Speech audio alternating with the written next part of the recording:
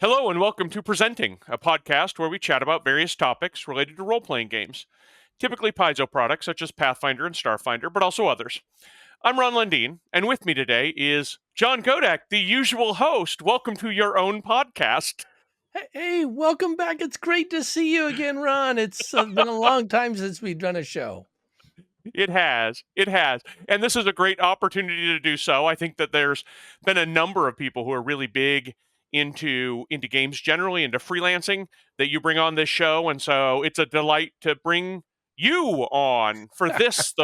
It is the 100th interview. Yeah, Is that correct? this is the 100th. I was people asked me, kept saying, "Oh, you should be interviewed sometime." So, I'm going to wait. I'm going to wait. I'm going to make it the 100th so that was kind of the goal, All right. Well, this is the time. I wonder to you. I know that John Godek is an avid tabletop RPG player, game master, freelancer, and as we just discussed, podcaster. 2 years ago, he was the 6th game master awarded the 5 Nova status for Starfinder organized play. Has participated in over 300 tables of Paizo organized play. As a freelance writer and game designer, John has over a dozen credits for Starfinder and Pathfinder 2nd Edition, including work in the very recently announced Starfinder Enhanced and the Lost Omens Tianxia character and world guides. They've announced those 3 big things. John, you're in all 3. John is executive producer for 3 podcasts on the No Direction Network, including Presenting right here. He's recorded and published nearly 300 episodes and counting among them. When he's not busy playing, writing, or podcasting, John is a university professor in the Seattle area teaching entrepreneurship and marketing. You can reach John at john@intrepidheroes.net. Listen to his podcasts right here at nodirectionpodcast.com or watch his videos at gamingdivination.com. So that's a little bit about who you are and the gaming that you've done, but give us a little more background. What did you do before all this? Before I started gaming? Before you started becoming all the famous things, you can work gaming into it. But until you start, let's say up to when your freelance career started. All right. So this goes back a long ways. And, it's funny. I ask people this question and they say, "Oh, how far back do you want me to go?" And so I'll just kind of talk with my working career. So I went to the U.S. Coast Guard Academy in New London, Connecticut, become a Coast Guard officer. I did that for just about 10, 11 years. I went there primarily because I couldn't afford to pay for college. My family couldn't afford to pay. And it's one of the places that paid for the whole thing. And I thought it was nice that they had a humanitarian life-saving mission. So that's kind of the primary reason I went. But it turns out they also do ice breaking and law enforcement, which is what I mostly did while I was in the Coast Guard. While I was in the Coast Guard, I was asked to teach at the Coast Guard Academy. And there I taught marketing. They needed somebody to teach marketing. I had a background in marketing. I also taught leadership and a couple other classes there. I liked it so much that I started taking classes at the University of Connecticut for a PhD. And from there, I decided, well, I'm going to do this PhD thing full time. So then I went to University of Michigan to get my PhD. I got a master's in psychology en route. Earlier, I had earned a master's that allowed me to teach at the academy. I'd served on a couple of ships in the interim while I was in the Coast Guard. Anyway, so I got my PhD in Michigan, went to Oregon to teach, taught at University of Oregon for 6 years. Then I came up to Washington, which is where we call home, near the Seattle area. I taught at University of Washington Bothell campus for 6 years. And now I'm at Seattle Pacific University as a tenured professor. Excellent. That was you. You seem to skip. Oh, I was on a couple of ships in the Coast Guard, but the thing that impresses me is how all over the world you've been with the Coast Guard. So it's funny because a lot of people. My dad was in the Navy, and the Coast Guard gets made fun of a lot by the Navy. And one of the things that is unusual about what I did is I served on polar class icebreakers. And so we went down to Antarctica. We went up to the Arctic. I like to tell people, I went on a 23,000 mile trip at 12 miles an hour. So, because they don't go very fast. But I was fortunate enough to be one of the few people that have circumnavigated North America. Basically, go up north of Alaska, Point Barrow. We went through the Northwest Passage, came down the east coast of Canada, down and around through the Panama Canal, and back up to Seattle. Oh wow. Yeah. Yeah, I mean, I don't know anybody that has sailed nearly as much. I know a couple of people who've been to Antarctica, and there are some Yeah. people have been up in the Arctic Circle, but not. You're the only person I know that's done both. And Yes. anyway, Yes. I think that's fascinating. A lot of fun. So now you're here. Now you're here in the Seattle area, Yeah. and you've done some gaming. Started into freelancing. Let's say now, as you've said plenty of times on your interviews like this, everybody's freelancing journey is different. Yes. What's yours? What was your freelancing journey? Well, I got started in kind of a weird way. And there's two sides of this. I'm going to go with one side. Uh, the short side, I'll say, is I'm a friend of Ron Lundeen, and I think that helped. So I'll just say that.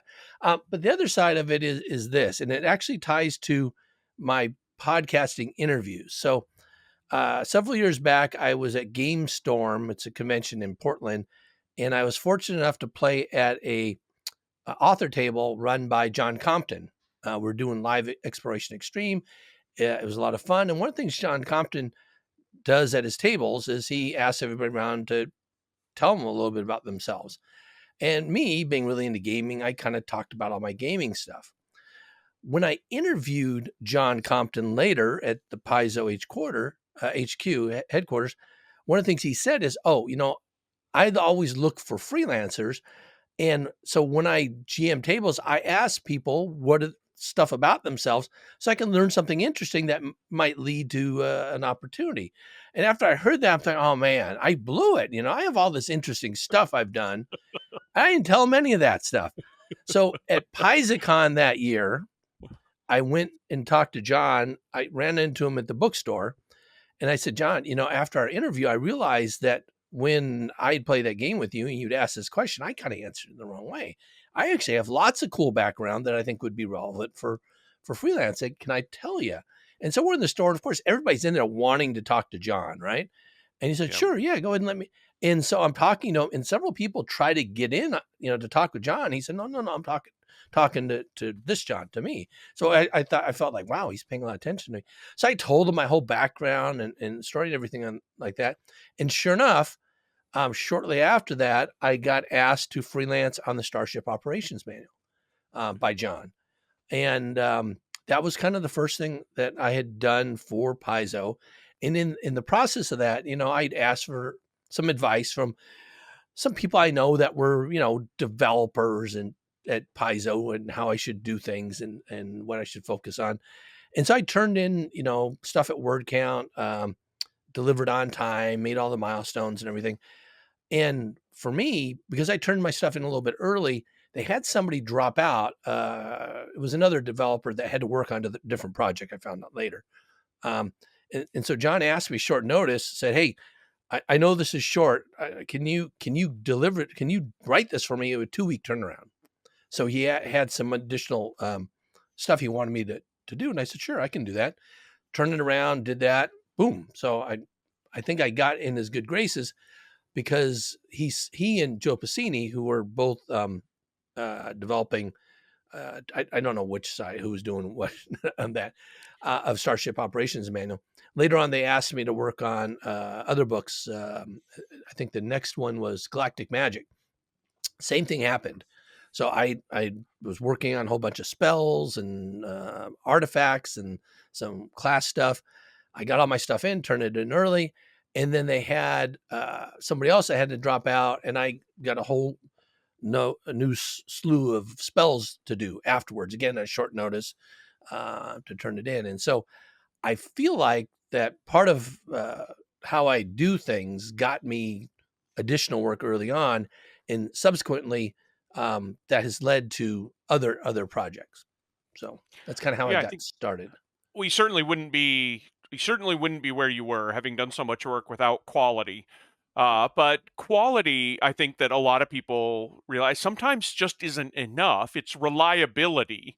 Yeah. A lot of this game development is a business, and you know business very well. So you understand, I think, more than many people about what's going to be keep the business side of it flowing. And you know that being very timely, available to pick up other work is exactly the kind of things that really, to get your name remembered and Mhm. referenced by developers. That's how you get more work.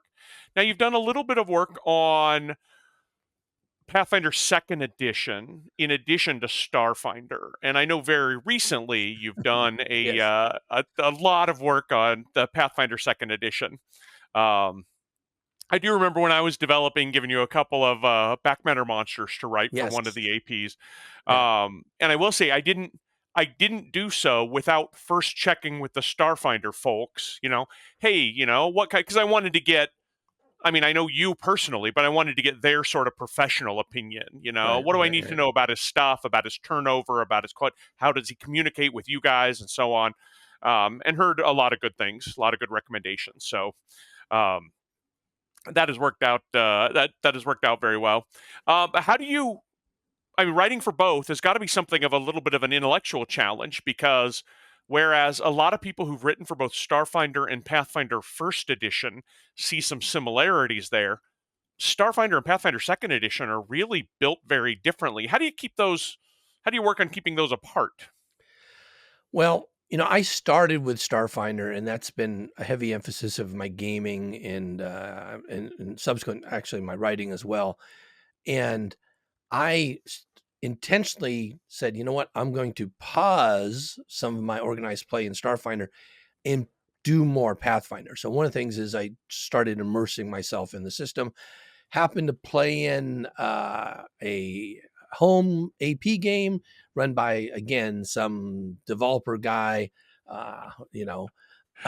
which has That's been me. very Yeah. enjoyable. So Abomination Vaults, and so that helped me a lot with learning the rules and seeing the differences. And quite frankly, they're a lot different systems, and so I think, whereas I played some first edition as well, and that to me was, really easy to pick it up after playing D&D.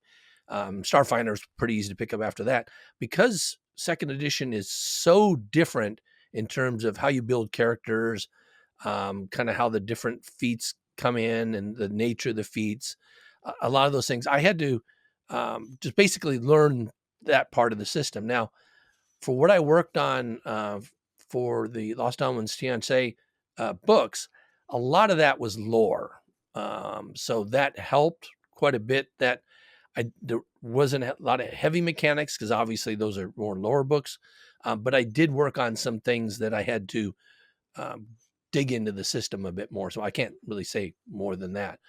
But yeah, it's pretty much just it's the same thing I do with Starfinder. Actually, is I just research stuff. I look up anything I'm writing, even if I think I know it. I have to go look up the relevant rules, like making the monsters. How conditions work in Pathfinder versus Starfinder, and the different levels and things. And and the developers are great by giving you.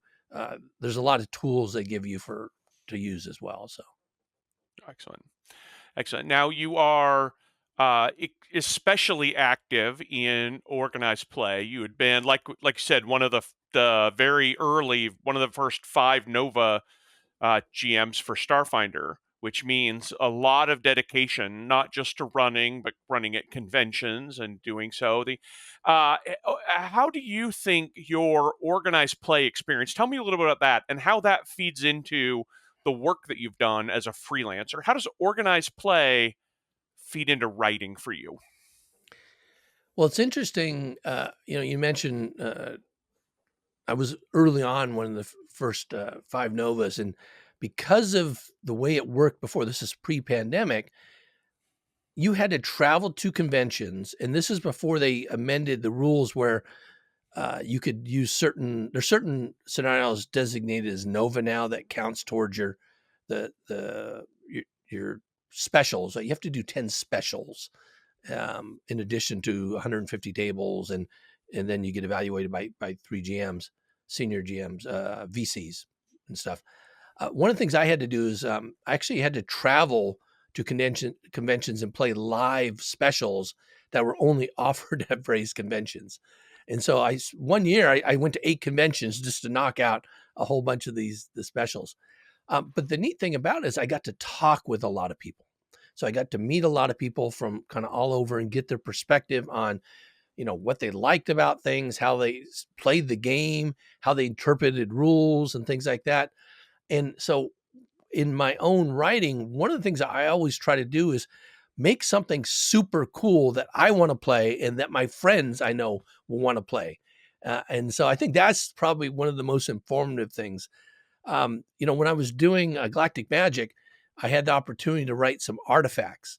And you and I have a friend, Mark Wolcott, who in our actual play Intrepid Heroes was playing Julkashti of Vesk. And so I was thinking about Mark. And so I created the ultimate Vesk weapon as an artifact and thinking of him. And actually, when I got my contributor copy of those, I got 2 of them.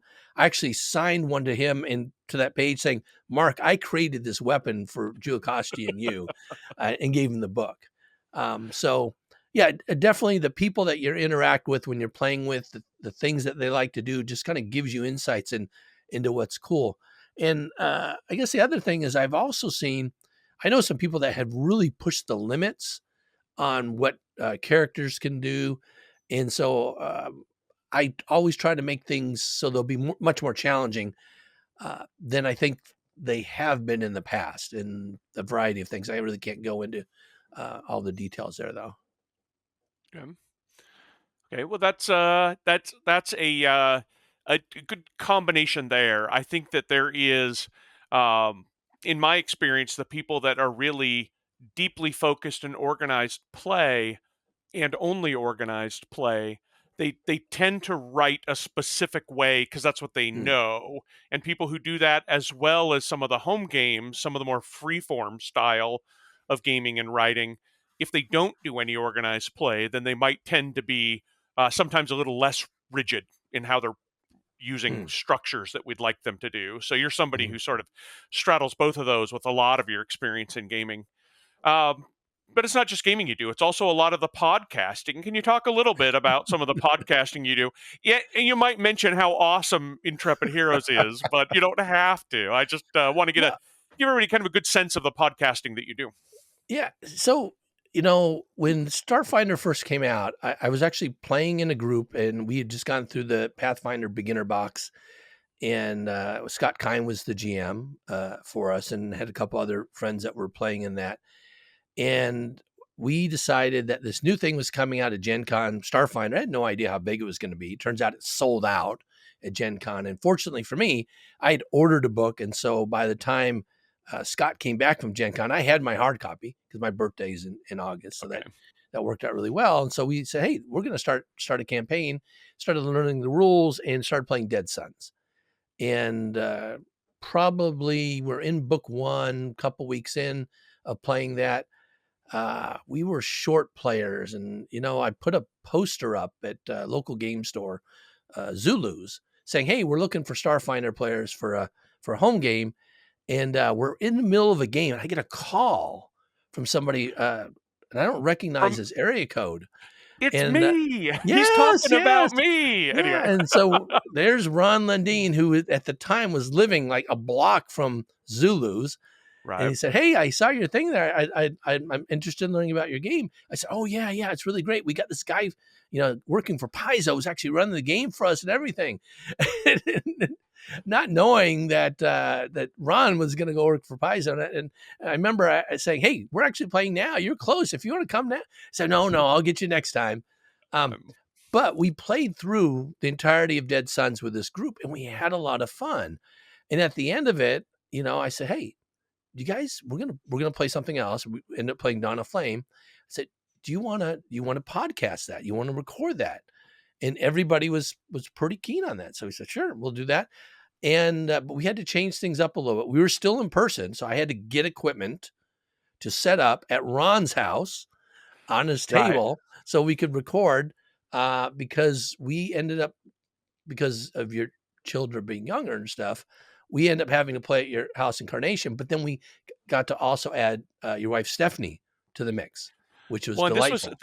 this was part of it that was really fun for me because when we were finishing up with Dead Sons, which my wife Stephanie did not play, and everyone was talking about, oh, what do we do next? I'm kind of looking back at the long game that we just completed, the long campaign we just Yeah. completed, and I said I have to admit to you guys, I love gaming, I love you guys, but I don't like being away from my wife this much. She is also a gamer. I prefer games that have her in it. And so everybody kind of, around the table kind of look at each other like, all right, well, let's have her play. We like playing with you enough that we'll do the complicated logistics of going all the way out to your house, which is much more remote than anybody else was. Yes. The Dead Sons game was definitely a much more centralized location. Yes. But everybody's willing to come out, and so Stephanie joined too. So Yeah. anyway, And that's about you here. And then that was Dawn of Flame. We started. right. So that's where we started our actual play with the Intrepid Heroes. I actually had to put together a portable kit for for the recording stuff on top of a kit because I was GMing the first 3 books. Then we got the author of the 4th book, Ron Lundeen, to GM that. I had tried to get the author of the 5th book, Joe Passini, but he didn't bite. But when I was asking, when Ron agreed, Jason Tondro had overheard, said, "Oh yeah, I'll run book 6 for you."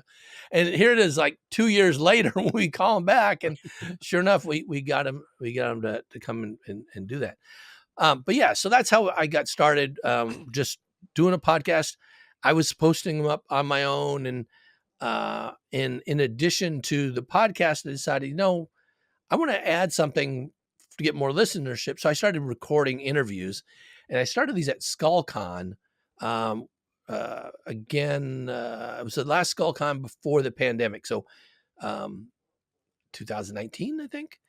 And I had Thirsty was one of my first interviews for that. And then Hillary Moon Murphy as well.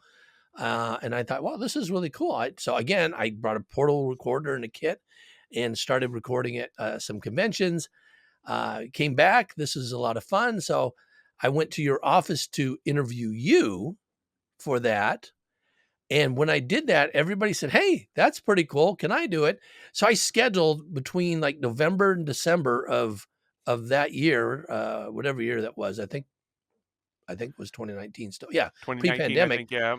I Mhm. scheduled like a dozen interviews in the office, and I would just kind of show up and I'd interview, a person this day, schedule for, and so it just kind of fed itself. So like for the first 20 or so, 30 interviews, it was all kind of set up. Just I finished somebody up, and then I'd say, who am I going to talk to now? And I go ask them. I go ask them. Look around Yeah, the editorial pit and go, yeah, which faces do I not recognize? Let me ask yeah. them. Yeah. And so that was, and I focused initially on primarily Starfinder folks because again, I was mostly a Starfinder person. But subsequently, I've kind of branched out. And kind of the neat thing about this is I'd interview somebody, like I interviewed somebody in Texas, and he knew Steve Jackson. And Oh, I'm like, oh man, as a, growing up, I loved Car Wars and I loved um, GURPS. Those are like 2 of the games I really enjoyed. And I said, oh man, could you connect me with him? And sure enough, he said, sure. And so I got to interview Steve Jackson. And so after I did that, I said, wow, I got this in my back pocket. And then I thought, I like to interview Jeff Grubb. I kind of met him before, and he's a big D&D guy.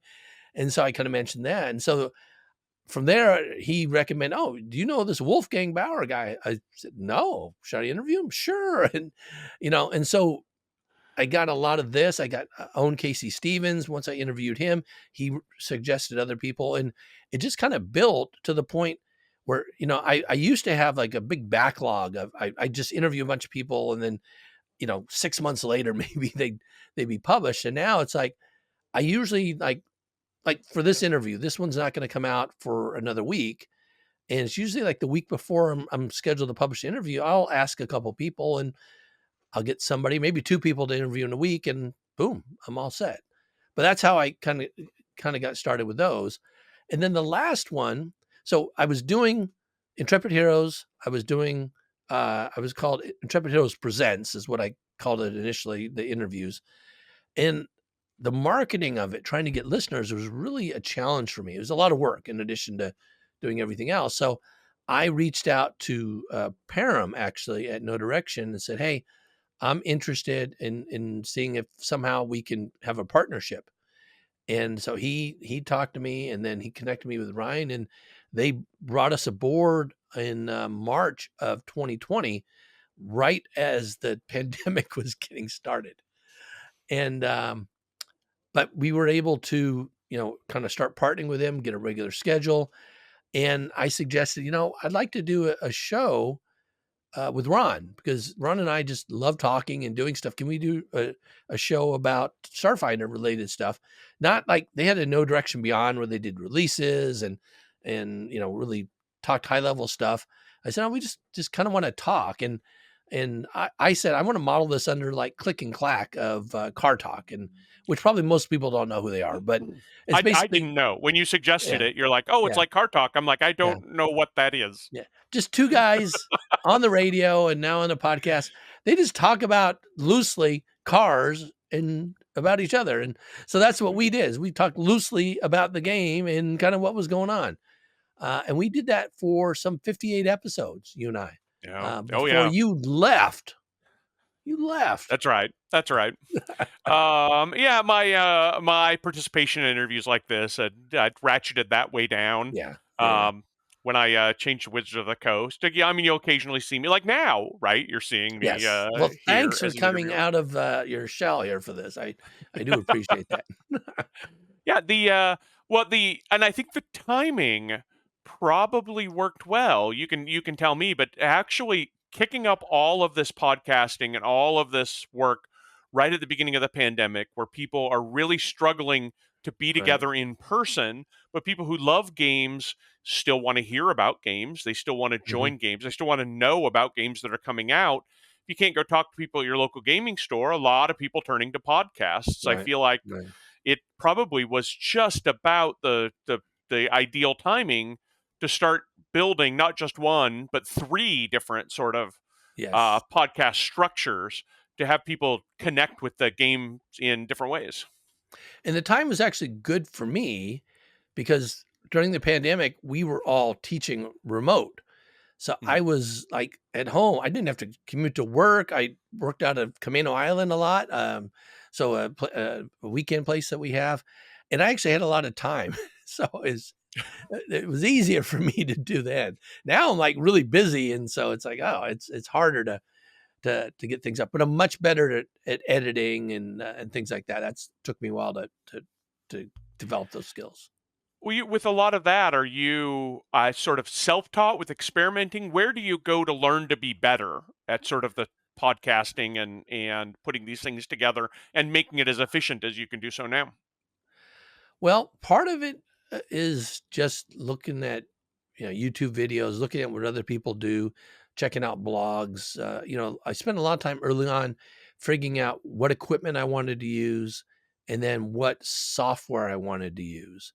And for all my editing, for my audio editing, which is the primary stuff I do, I use a digital audio workstation. I think called a DAW, called Reaper, and it's kind of a semi-pro program. A lot of people use Audacity because it's free. Reaper, you pay a small fee if you're a small business, one time for the license, but it's very powerful and very intuitive. And I don't know that I could go to anything else now because I'm so used to using that. Uh, so all self-taught. I try to use a lot of the big Adobe products, and they're I use them somewhat for video editing, but it's harder to pick up. But yeah, I just figured out I've always been into photography, and so like even now my main camera here is actually a Nikon Z6. It's a mirrorless DSLR, and it just happens to be great for shooting 4K video, and so I just have it set up for that. But I got figured out equipment. I have so many extra mics now, having tested and done a lot of stuff.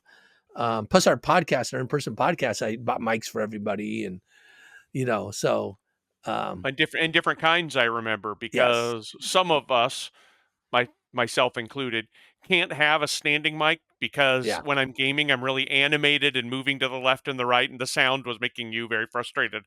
So I got a Yeah. headset. A Yeah. couple of us needed headsets because we tended to be more animated. But then you have to be careful about sort of quick movement or brushing it. And anyway, Yeah. Yeah. Yeah. we did. I remember we did a lot of learning, and it felt like you were really guiding us through Oh, the I different felt you guys options. were so mad at me because I do, during the sound check, all this stuff. Now that we're playing online and recording online, it's actually a lot more straightforward. You notice the sound check part is very short, Mm, especially since we figured out Mark's connectivity issue. One of our players, right. we were having a lot of issues because his network would drop off all the time. So he actually has a computer on my loft over there he uses when we record our actual play, Physically comes which over and yeah, which the makes it works out well. well, I haven't made either of you mad enough during the game. Ah, darn it, Ron, to hear you on the other person's mic, but I maybe have that'll be my He's goal. pretty loud, so I actually have to shut my door to my office because there's just a hair delay, and so I'll hear him say something, then I'll hear it through my headphones, and that's a little disconcerting, you know. Because you hear him coming over. Yeah. Well, so like a lot of so moving from the podcast to the gaming, a lot of different games that you do, fantasy, science fiction. What are the genres of games that really appeal to you personally, and why? I've always really liked science fiction fantasy games, and then also post-apocalyptic kind of settings and things. And I don't know. I guess as a kid growing up, my dad was in the service, and we were around a lot of bases and things.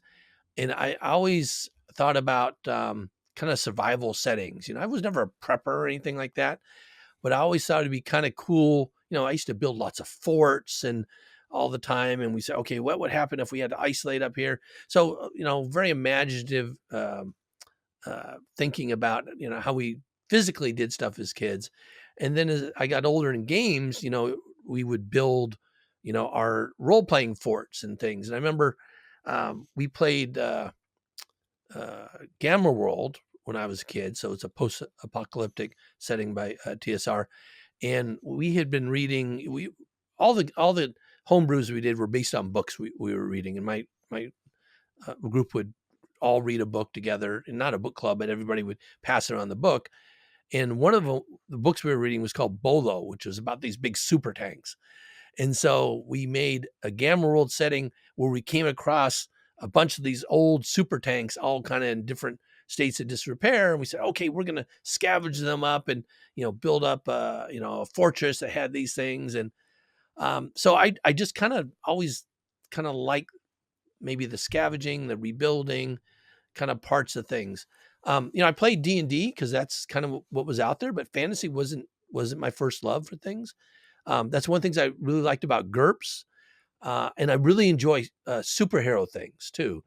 So GURPS Supers, Champions. I have a bunch of Mutants and Mastermind books, but I haven't been able to play with anybody because I've been a big comic fan since the 70s. So I kind of enjoy that quite a bit, and I do fantasy because that's what a lot of people do. It's not it's not a super exciting thing for me, but it's fun enough. But yeah, I like science fiction. I like science fantasy and superhero stuff. Those are the things I really enjoy the Okay. most. Well, let me make you decide here. Okay, let me ask you this question. Okay. So, folks at Paizo come to you. They describe a project they want you to do a lot of writing for that they want you to be very as a freelancer. They want you to be very closely and majorly involved with. What generally is the project they have pitched that it would make you the most excited? Oh, well, you know this. I really want to write an adventure path book. Okay. That's my goal. And in particular now, if you're saying even more than I want to do a post-apocalyptic setting adventure path for Starfinder. Okay. That's really what I want to do. I've played through or GM'd uh, over half now. There's so many new books coming out. Over half the APs out there, and I like a lot of them, but none of them really fit closely that setting that I really would love to play. And so, and I've asked this. I used to on all the Ask Me Anythings that people would do, the panels and stuff. John Compton and Joe Piscini and stuff before they had left the Star Chamber, and Jason Todd. I always ask, are you going to do a post-apocalyptic setting in there? I did that like 4 or 5 times to the point that they kept saying, "Oh, that's not on the radar." That I'm thinking maybe it is, and they just can't say it now. So. Well, now you're on the inside. Now you know projects that have not yet been announced. I'm sure you know projects that I don't know about. I'm sure Oh that yeah. that. All right, well, now you're the one who can't say. So, but yeah. But that said, with the work that you're doing, and I think that all of us understand you can't speak with any specificity about anything that hasn't been publicly announced yet. What's next for John Godek? What are you working on? What are you doing? What do you like? Well, I just turned over an unannounced thing, so I can't say what that is. A I don't big have thing or a any small thing, at least. If you can't say, can you say big or small? in between. Okay. It's in between. So it's not the biggest thing. The biggest thing I've worked on is Starfinder Enhanced, quite frankly.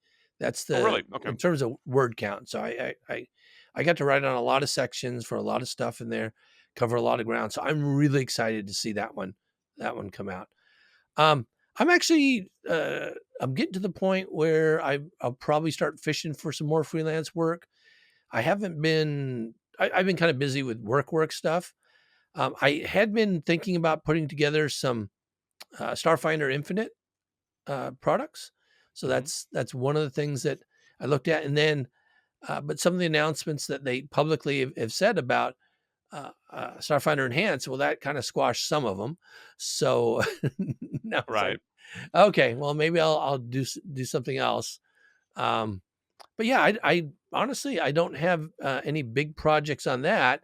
I will say, in terms of freelancing, I will say though that our recording for Intrepid Heroes, we only have a couple more episodes left to record, as you may recall, Oh, yes. and trying to decide what we would do next after that. Are we going to do another AP and go through the whole route? Are we going to do something shorter? Are we going to do it for fun? Are we going to do a podcast out of it? Or are we going to try branching into video? And that's something I would really like to explore. It's another layer of complication for all of us, but we've really adapted well to doing the online playing with the audio podcasting part. I think adding cameras to that would not be too much of a stretch. Just how that would end up working. I mean, ideally, we'd be all in the same room. I'd have a studio built, have all the cameras set there, and we just come and play and be recorded. Because of lots of different situations with people's health and kids and work, probably it would still be remote the way we're doing it now. But that's probably the closest thing to what I'm thinking new about. I was asked to work on something, if I'd be interested in working on something for No Direction, and may or may not. It just depends. I have a lot to do already with the podcast I have. But yeah, that's I think that's all I have in the works right now Oh, great. that I can talk about. Well, that's still, I mean, that's a lot, right? You're like, well, some of the writing, more of the podcasting, more of the gaming. It's been a lot of a lot more of the same that you're doing now. Certainly, there isn't one of the advantages of doing this sort of work in a hobby that we all really love is that you're in it and doing it because you really like it. Yeah. All of it is stuff that you really like. What do you think has been sort of the very best part of the freelancing, podcasting, all that you've been doing? Oh, it's the community. Just getting to I've interviewed now almost 100 people, given that this is the 100th interview here, Right. and going to conventions, initially meeting people, but now as a freelancer, there's a really strong freelance community where we talk together online and sometimes do see each other in person. But that's the best part is the people. I mean, the reason why I started playing role playing games again, I'd taken a hiatus for a while and played video games for a long time, is I wanted to see and interact with people in a social environment. And so that's what I enjoy. That's what organized play is really great about. That's what conventions are great about. Getting to know so many people that are in the industry working for various companies now. Used to be I only knew people that worked at Paizo. Now they work all over as they continue to spread out. So Well, not just because the people that you knew at Paizo have moved. In addition to yeah, that, you described the network of yeah, people where you're knowing, being introduced to people all over yeah. the gaming industry and the gaming space, and And all over the it's really fun. world. I've Yeah. interviewed people in Taiwan and Singapore and a couple in the UK and nobody in Australia yet. I I mean, but yeah, that's well, I have somebody on the list. If I can convince them to do it, they don't think they warrant an interview. And one of the things I have to tell people is, there's no level that you have to be at where where people don't want to hear about you and that you aren't going to be interesting. There's everybody is interesting in some way. And my Yep. job, one of the things I like to do is to be able to pull that out. What is the cool thing about this person that other people might not know and will say, wow, this is neat. I really want to meet them. Alrighty. Well, I hope I have filled in your shoes as well, and given everybody cool things about John Godek to know is the interview subject this time around. Thank you for joining me on the podcast today, John. Anything else you'd like to say as last words? Well, I really appreciate you coming in and doing this. I actually asked Ron here probably 6 months ago if he could do this. And because he had to step back from digital divination, and so he said, "You know what? I think I can do that." And so I really do appreciate this quite a bit. Well, I'm Alrighty. John. And I'm Ron, and this is presenting. I've been get like old times. It all comes Yeah. back to me. All right. All right. Have a good Thanks, night. John.